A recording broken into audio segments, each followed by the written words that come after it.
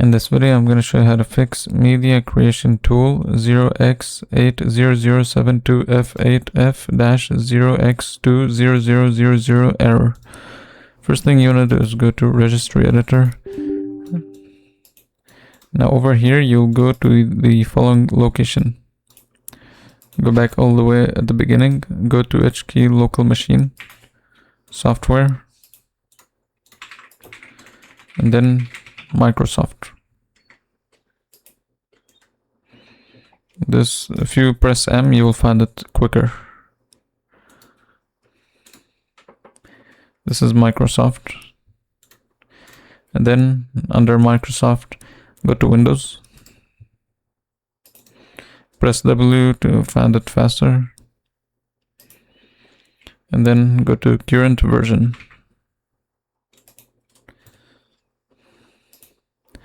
And then go to Windows Update.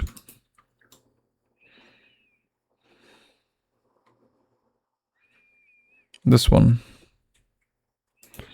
Windows Update. Then go to Auto Update. Select Auto Update.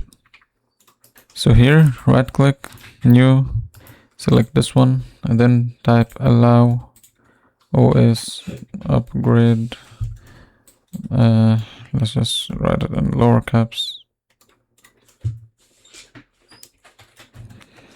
Then click on it and then give it put 1 over here, then click OK. So once you do this, you can close this down, restart your computer, and see if it fixes your error. If it doesn't, go to this PC, go to C drive, then Windows, and then find the software distribution, and then delete everything in this place. Then go back and go to prefetch, where it says prefetch, and then also select everything over here in this folder and then delete it. Then type run, then type %temp %, and then in this place do the same thing, just select everything here, Control A to select everything, and then delete.